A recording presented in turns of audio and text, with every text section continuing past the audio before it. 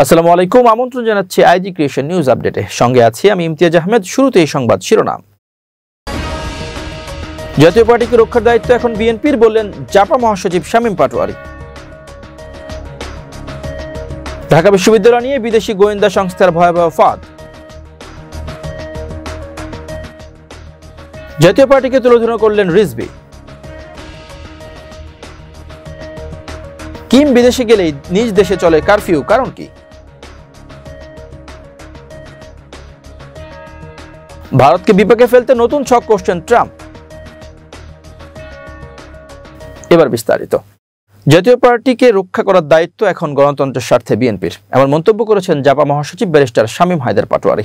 সম্প্রতি একটি বেসরকারি টেলিভিশনের টক শোতে অংশ নিয়ে তিনি কথা বলেন। শামীম পাটোয়ারী বলেন, অনেকেই জাতীয় পার্টিকে নিষিদ্ধ করার কথা বলছেন, যদিও বিষয়টি ইতোমধ্যে স্থিমিত হয়ে গেছে। এজন্য আমরা বিএনপিকে ধন্যবাদ জানাই, কারণ তারা এখনো সেই ফাঁদে পা দেয়নি। তিনি বলেন, যদি জাতীয় পার্টি নিষিদ্ধ হয়ে যায় এবং আওয়ামী লীগের প্রতিও নিষেধাজ্ঞা থাকে, তাহলে নির্বাচনী মঞ্চে বিষয়টি প্রভাব ফেলবে মূলত তিন রাজনৈতিক দলের উপর। এক্ষেত্রে আসনের ভাগাভাগি হতে পারে 200 বিএনপি, 50-50 অন্যান্য। এতে বিএনপির রাজনৈতিকভাবে পাপেট হয়ে পড়বে, কারণ অন্যান্য দলগুলো বলবে আমাদের আরো 100 আসন না দিলে আমরা ভোটে যাব না। এতে বিএনপির রাজনৈতিক পাপেট হয়ে পড়তে বাধ্য হবে। শামীম পাটোয়ারী বলেন, রাজনীতিতে একটা কুলিং পিরিয়ড প্রয়োজন। তিনি জিয়াউর রহমানের উদাহরণ তুলে ধরেন, যেখানে 21 আগস্টের পর 2 বছরের কুলিং পিরিয়ড বজায় ছিল। ফলে বিএনপির উপর আওয়ামী লীগ কিন্তু 8-এর ভোটের পরেই তাৎক্ষণিক নির্যাতন শুরু করেনি, এটি পরে শুরু হয়।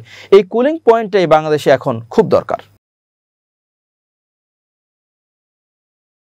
সোশ্যাল মিডিয়া অ্যাক্টিভিস্ট খোমেনি ইহসান তার ফেসবুকে লিখেছেন, ঢাকা বিশ্ববিদ্যালয় কেন্দ্রীয় ছাত্র সংসদ ডাকসু নির্বাচনে ইসলামী ছাত্রশিবির সমর্থিত ঐক্যবদ্ধ শিক্ষার্থী জোট প্যানেলের সাধারণ সম্পাদক বা জিএস প্রার্থী SM ফরহাদের প্রার্থিতা চ্যালেঞ্জ করে দায়েরকৃত রিট করার নেপথ্যে ভারতীয় গোয়েন্দা সংস্থা রয়ের সম্পৃক্ততার কথা জানা গেছে। বাংলাদেশের একটি প্রভাবশালী গোয়েন্দা সংস্থার সূত্র জানিয়েছে, ভারতীয় গোয়েন্দা সংস্থা রয়ের স্টেশন চিফ রাজেশ কুমার আগ্নেহোত্রীর উদ্যোগে এ রিট করা হয়। রিটের সঙ্গে জড়িত বাদী, আইনজীবী ও বিচারপতিরা সবাই রয়ের নেটওয়ার্কে জড়িত। রিট আবেদনকারীরা হলো ঢাকা বিশ্ববিদ্যালয়ের চারুকলা অনুষদের অঙ্কন ও চিত্রায়ন বিভাগের ছাত্রী BM ফাহমিদা আলম। তিনি অপরাজয় 71, অদম্য 24 নামে 3 বাম ছাত্র সংগঠনের প্যানেলের মুক্তিযুদ্ধ ও গণ আন্দোলন বিষয়ক সম্পাদক। তার ব্যাপারে গোয়েন্দা সংস্থা জানতে পারে, অপরাজয় 71, অদম্য 24 প্যানেলের প্রার্থী হলেও ফাহমিদা আলমের 24 জুন থেকে আগস্ট পর্যন্ত কোটা আন্দোলনের বিরোধিতা করেন। তার ফেসবুকে কোটা আন্দোলন বিরোধী ও গণহত্যার পক্ষে পোস্ট ছিল, কিন্তু 5 আগস্ট শেখ হাসিনা পালিয়ে যাওয়ার পর 24 জুলাই থেকে আগস্টের 7 তারিখ পর্যন্ত নিজ ফেসবুক টাইমলাইনের সব পোস্ট গোপন করে ফেলেন তিনি। গোয়েন্দা সংস্থার পর্যবেক্ষণ অনুযায়ী ফাহমিদা আলম তার জুলাই বিরোধী পোস্ট গোপন করলেও তার বিরোধী মনোভাব পুরোপুরি স্পষ্ট, কারণ গত 1 বছরেও তিনি জুলাইয়ের পক্ষে কোনো পোস্ট দেননি। এমনকি কোনো শহীদ কিংবা আহতকে নিয়ে তিনি কিছু লেখেননি। ফাহমিদা আলমের তৎপরতা সম্পর্কে গোয়েন্দা তথ্য হলো, ঢাকা বিশ্ববিদ্যালয়ের ছাত্র শিক্ষক কেন্দ্র TSC-তে শিবিরের জুলাই প্রদর্শনীতে হাঙ্গামায় তিনি জড়িত ছিলেন। এরপর একজন পথচারী হাঙ্গামাকারীদের যৌনাক্ত ভঙ্গিতে ছবি তোলেন বলেও প্রচারণাটি তিনি করেন। চারুকলা অনুষদের শিবিরের ফেস্টুন ভেঙে ফেলার সঙ্গেও তার সম্পৃক্ততার কথা উল্লেখ করে বলা হয়েছে, ঢাকা বিশ্ববিদ্যালয়কে অস্থিতিশীল করার মিশনে ফাহমিদা আলমের ভূমিকা রাখছে বলে তার তৎপরতায় প্রতীয়মান হয়েছে। এদিকে বাংলাদেশ গোয়েন্দা সংস্থার বিভিন্ন তথ্যের বিশ্লেষক গৌতম দাস দাবি করেছেন, royal station chief Rajesh Kumar Agnihotri ঢাকায় বসে বাংলাদেশের বিভিন্ন জায়গায় গ্যাঞ্জাম লাগানোর চেষ্টা করছেন। এর অংশ হিসেবে ছাত্র সংসদ নির্বাচন নিয়ে উৎসবমুখর পরিবেশে থাকা ঢাকা বিশ্ববিদ্যালয়, চট্টগ্রাম বিশ্ববিদ্যালয় ও রাজশাহী বিশ্ববিদ্যালয়কে একযোগে হামলা ও নির্বাচন বিরোধী রিট করা হয়েছে। এর মাধ্যমে শেখ হাসিনাকে বাংলাদেশে ফেরত পাঠানো ও ফের ক্ষমতায় বসাতে চায় বলে গৌতম দাসের পর্যবেক্ষণ। রিট আবেদন নিয়ে রয়ের সম্পৃক্ততার বিষয়টি আরও স্পষ্ট হয় আবেদনকারীর পক্ষের আইনজীবী জ্যোতির্ময় বড়ুয়া, শাহবাগী পরিচয় লীগের বিচারপতি হাবিবুল গনি ও বিএনপির বিচারপতি শেখ তাসলিম আলীর বিষয়ে আগে থেকে প্রাপ্ত ভারত কানেকশনের কারণে। জানা গেছে, ফাহমিদার অপরাজয় 71, অদম্য 24 প্যানেলে রয়েছে বাংলাদেশ ছাত্র ইউনিয়ন, সমাজতান্ত্রিক ছাত্র ফ্রন্ট ও বাংলাদেশ ছাত্রলীগ BCL। এই 3টি ছাত্র সংগঠন CPB, বাসদ ও বাংলাদেশ জাসদের হয়ে কাজ করছে। সংগঠনগুলো 2013 সালে জাতীয় ভারতীয় গোয়েন্দা সংস্থার মদদে পরিচালিত শাহবাগ MB সন্ত্রাসে সক্রিয় ছিল। গত বছরের 5 আগস্ট শেখ হাসিনা ভারতে পালিয়ে যাওয়ার পর বেকায়দায় পড়া রকে পুনর্গঠনের সব সংগঠনগুলো ভূমিকা পালন করছে। এদিকে রয়ের স্টেশন চিফ রাজেশ কুমার অগ্নিহোত্রী ঢাকায় তৎপরতা চালাতে ভারতীয় হাইকমিশনের কমার্শিয়াল কাউন্সিলের পরিচয় ব্যবহার করেন। তবে শেখ হাসিনা আজীবন ক্ষমতায় থাকবেন মনে করে রাজীব কুমার অগ্নিহোত্রী তার পরিচয় নিজেই উন্মোচন করেছিলেন।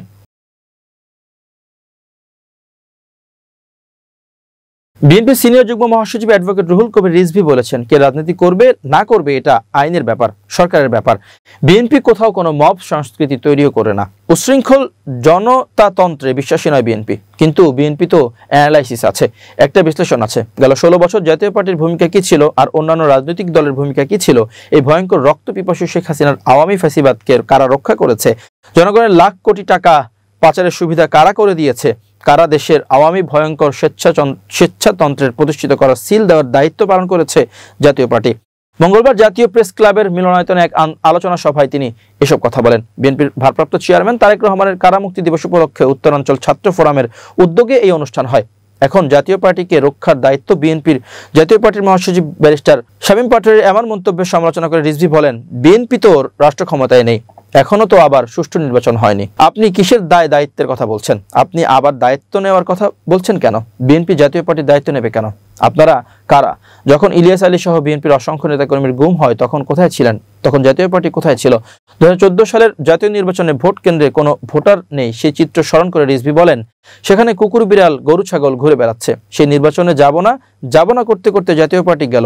আপনারা 2018 সালে বিএনপি নির্বাচনে যাওয়ার ঘোষণা দেওয়ার পর প্রায় 45 জন প্রার্থীকে গ্রেপ্তার করে নিয়ে যাওয়া হলো, অর্থাৎ শেখ হাসিনা বিএনপি নির্বাচনের আসুক সেটা চায়নি। জাতীয় পার্টি কি ভূমিকা রেখেছে 2024 সালের আগে দেখেছি। জিএম কাদের সাহেব তিনি ইন্ডিয়ায় গেলেন, এখানে সাংবাদিকরা প্রশ্ন করলে আপনাকে কি কথা বলেছে ভারত, তিনি বলেন ওদের সঙ্গে কথা হয়েছে, তবে ওদের পারমিশন ছাড়া কথা বলবো না।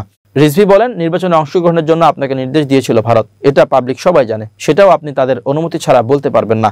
তো আপনি কি ভারতের কোনো রাজনৈতিক দল? না, বাংলাদেশের রাজনৈতিক দল। এই আপনাদের মেরুদণ্ড, এই আপনাদের নীতি, এই আপনাদের আদর্শ, এই আপনাদের চরিত্র।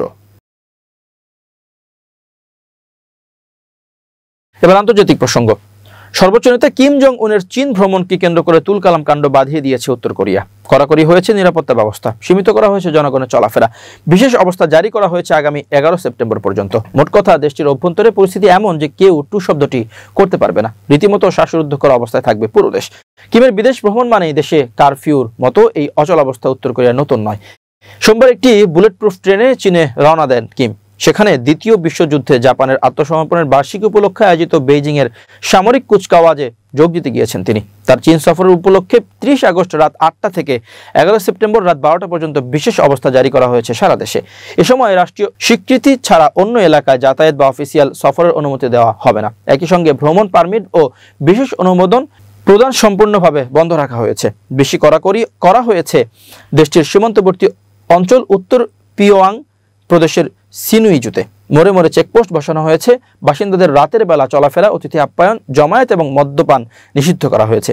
এই পথেই চীনে ঢুকেছেন কিম জং উন, ফিরবেনও এই পথেই। কিমের সফরের আগে 28 থেকে 30 আগস্টের মধ্যে রেল মন্ত্রণালয়, রাষ্ট্রীয় নিরাপত্তা বিভাগ এবং সামাজিক নিরাপত্তা মন্ত্রণালয় যৌথভাবে সারা দেশের রেলপথ, সেতু, রেল স্টেশন ও আশপাশের এলাকায় সরেজমিন পরিদর্শন করে নতুন নিরাপত্তা বলয় বসিয়েছে। বিশেষ করে সিনুইজু অঞ্চলে Sokha station, south Sinuiju station, Sinuiju youth station এবং চীন উত্তর কোরিয়া মৈত্রী সেতুর চারপাশে প্রবেশের কঠোর বিধিনিষেধ আরোপ করা হয়েছে। 31 আগস্ট রাত থেকে ইয়ালু নদী সীমান্ত এলাকায় দেখামাত্র গুলি করার নির্দেশ কার্যকর হয়েছে।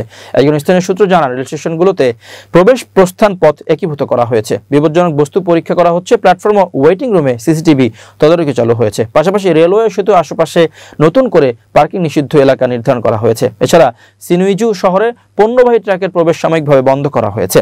অবৈধ মোবাইল ফোন ব্যবহার ঠেকাতে সিগন্যাল ব্লকিং যন্ত্র ব্যবহার করেছে নিরাপত্তা সংস্থাগুলো। ধারণা করা হচ্ছে এটি কিম জং উনের ব্যক্তিগত নিরাপত্তা সংক্রান্ত তথ্য বাইরে ফাঁস হওয়া রোধে করা হচ্ছে। গত মাসের প্রথম দিকে রাশিয়া থেকে তেল কেনার অভিযোগে ভারতের উপর অতিরিক্ত 25% শুল্ক আরোপ করেছিল যুক্তরাষ্ট্র। এর ফলে মার্কিন বাজারে ভারতীয় পণ্যের রপ্তানি শুল্ক পৌঁছেছে 50%। গত 27 আগস্ট থেকে বর্ধিত এই শুল্ক কার্যকর হয়েছে।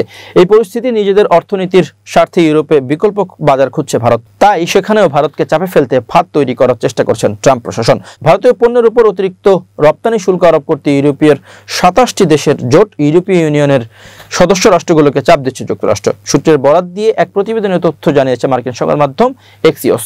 এক্সিওসের প্রতিবেদনে বলা হয়েছে, যুক্তরাষ্ট্র চায় যে ইইউ রাশিয়ার উপর অর্থনৈতিক চাপ আরো বৃদ্ধি করুক, রাশিয়ার কাছ থেকে তেল এবং গ্যাস ক্রয় সম্পূর্ণভাবে বন্ধ রাখুক, সেই সঙ্গে রাশিয়া থেকে তেল কেনার দায়ে ভারত ও চীনের উপর উচ্চ হারে শুল্ক আরোপ করুক।